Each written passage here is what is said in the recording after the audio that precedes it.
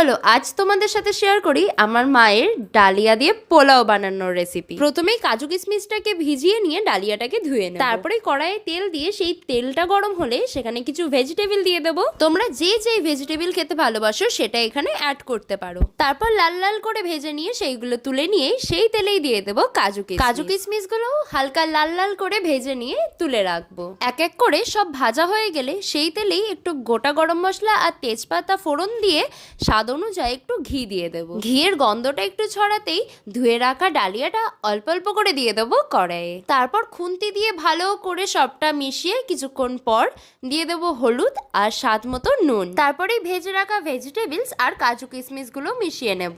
সবটা একসঙ্গে ভালো করে মিশিয়ে একটু স্বাদ অনুযায়ী মিষ্টি দেবো।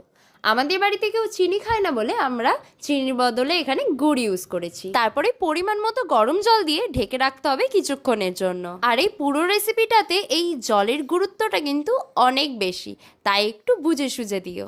কিছুক্ষণ পর ঢাকা সরিয়ে দেখি আমাদের ডালিয়ার পোলাও একদম রেডি।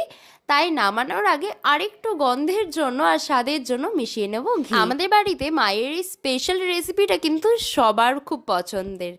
তোমরা কারা কারা ডালিয়া দিয়ে এরকম পোলাও ট্রাই করেছো জানিও তো।